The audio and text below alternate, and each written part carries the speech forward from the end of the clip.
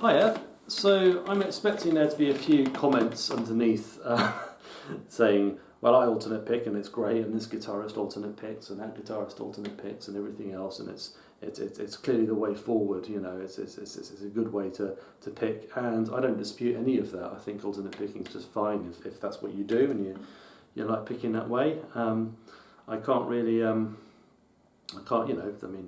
I'm not here to criticise somebody else's approach.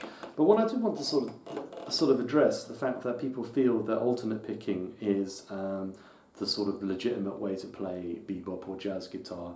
And actually what I've found as I've got deeper and deeper into the music is that that's not true at all. And in fact, I would say there's two main schools of picking really that we can identify. And the first is what we could generally call downward Pickslanting techniques, and this term comes from Troy Grady, who's done a series on like loads and loads of work on big techniques, and I'll talk about that in a minute. And the other one which people tend to use is what most rock guitarists or contemporary electric guitar players would call economy picking, which is the way that people like Frank Gambale play. Interestingly enough. So this is kind of not quite what you'd expect. And also, I'd like to point out that the use of hammer-ons and pull-offs is a lot more prevalent in bebop guitar than you'd think, because actually it helps with the phrasing.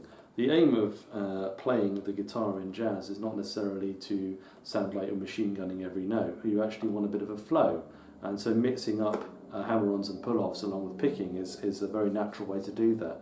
And we can go right back to players like Wes Montgomery and people like that, Jimmy Raney, who used a more kind of flowing approach. Jim Hall is another famous example.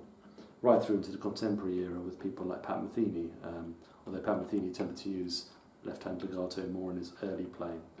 But anyway, so first of all I just want to quickly discuss downward Pickslanting. Now downward Pickslanting is a sort of umbrella on which we can put a number of techniques or ways of playing the guitar, which are all identified by having this sort of slant to the pick. So if you look, my pick isn't straight like this, it's angled up towards the ceiling.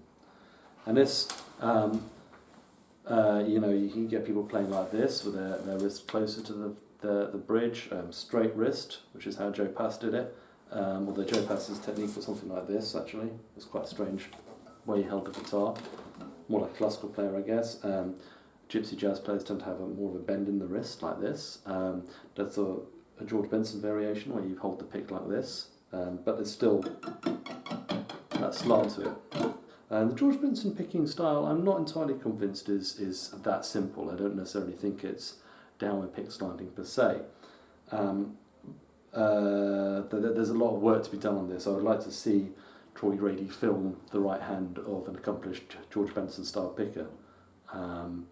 That would be great, but I've emailed them and they don't seem to presently have any interest in doing that. So they think they know how this technique works.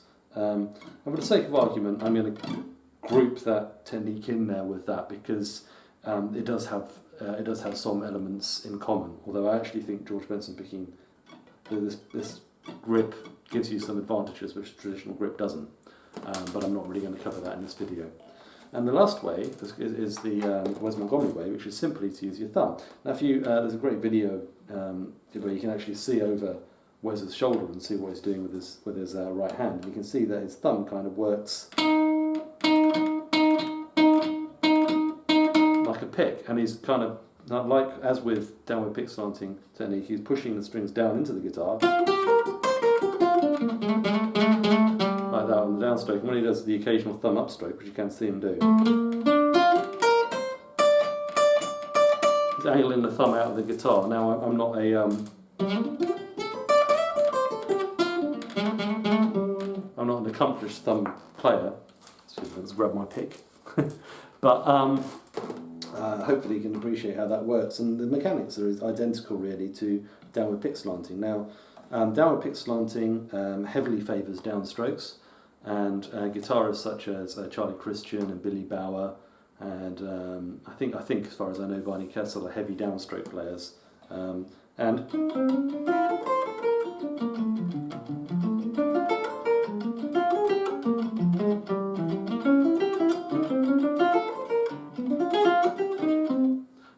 see that, you know, these sorts of arpeggios, very beboppy arpeggios,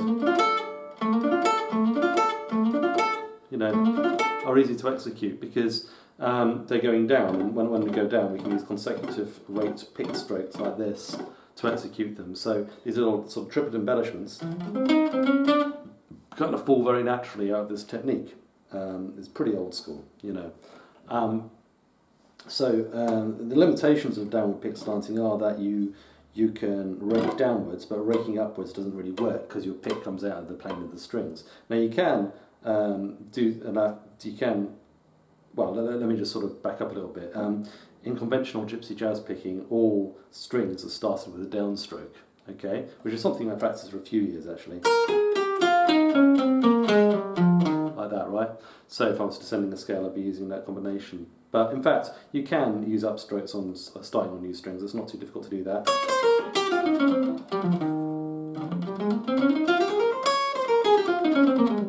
So really, I suppose you could say that downward pick slanting is really all downstrokes or economy picking downwards, and alternate picking or gypsy picking going up. You know, those techniques work, but it's sweeping up is hard unless you change your orientation of your pick like this, in which case you can do, which is the lick you hear a lot. You know, I think that's a Jimmy Raney lick, and I think Jimmy Raney was pretty much a two-way pick slanting guy. You know, he'd do things like that, for instance. Although I don't get the feeling that Raney was a player who really intellectualised his pick technique. Certainly the way that I'm doing now would be quite alien to him. I think he just listened to phrases and then worked out ways of using his body to make the music work, and I think that's probably the best way to work on technique anyway. But my point is like, you know, whether you do like sort of two-way economy picking, downward pick slanting, or whatever, I think like this idea that you have to alternate pick jazz lines is really actually quite harmful, because it gives people an idea that there is a legitimate way of doing these things and not, and actually that, you know, that the actual players back in the day used a lot of different techniques. I mean, Pasquale Grasso now is probably the most advanced player of bebop language on the guitar that I know of. You know, just in terms of what he can do and the lines he can play and the influence of Bud Powell and people like that, it's incredible. And he uses essentially a two-way economy picking style influenced by Chuck Wayne, who's you know, another famous jazz guitarist. He used to play guitar with George Shearing, and Chuck Wayne also taught Ben Monder as well, incidentally, and also taught Pasquale's teacher, whose name I forget, I'm afraid, but I'm sure somebody can post that below.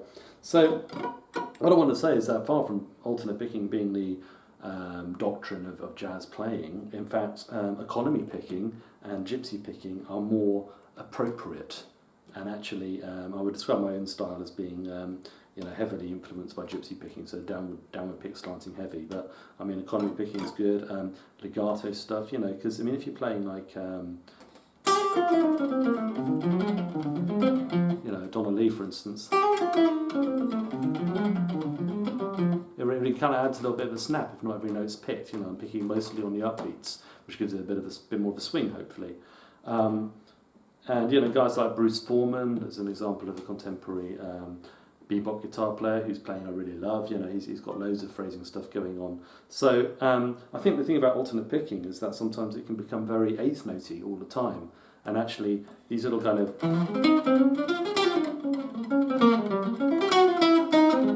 you know, as you know, I'm kind of a fan of Barry Harris, and Barry Harris always has this thing where he goes on about, you know, don't just play eighth notes, make sure you play triplets as well, you know, and these triplet embellishments, certainly for bebop,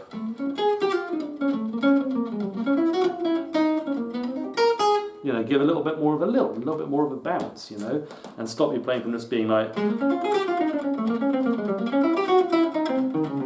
know, just flat and eighth notey all the time. So, and in fact, that kind of downward pick slanting technique encourages you to play with that kind of rhythmic variety, I think.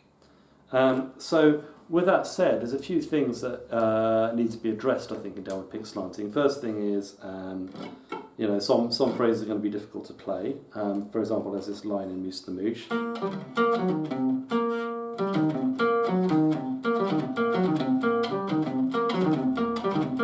We can alternate pick it, it's fine, but you know, like, things like that are quite hard, like sending arpeggios in general. But in those cases, I tend to alternate pick them. And actually, I think if you watch even gypsy pickers, you know, play fast, they tend to lapse into alternate picking.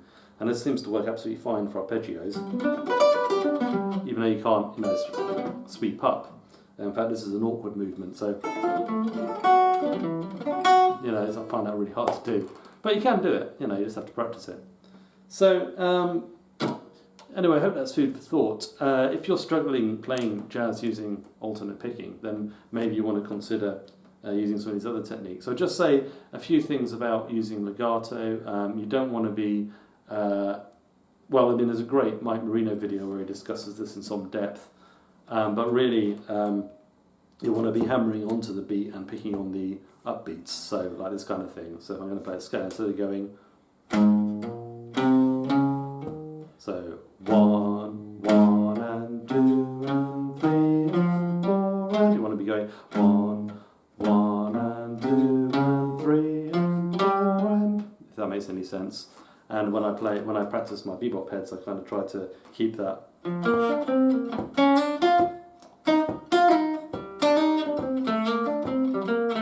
Try it again.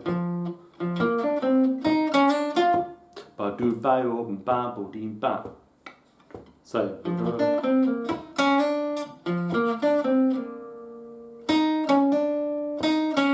rather than going, I go, which just gives it a little bit more of a lilt. Donna Lee, for instance.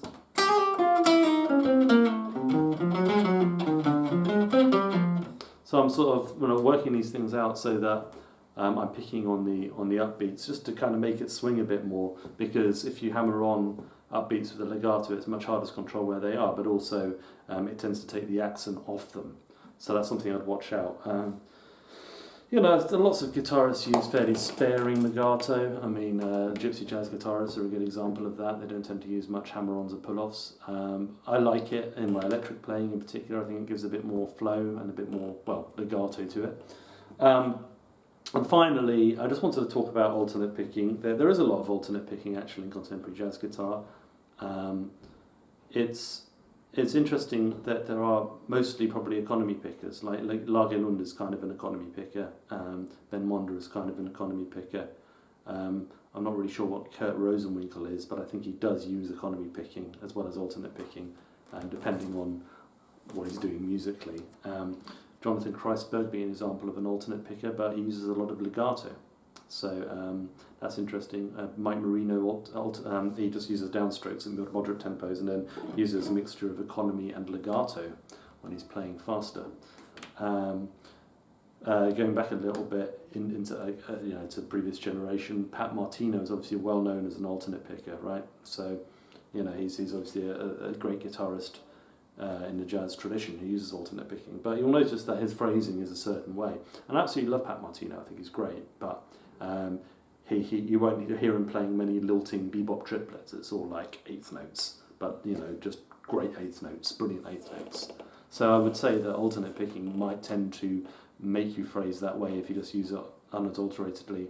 And there's not necessarily anything wrong with that. It can be made to work really fantastically, as Pat Martino demonstrates, but it's not the traditional way of doing that, and that might surprise some people who feel that, you know, traditional jazz guitar is all alternate picked.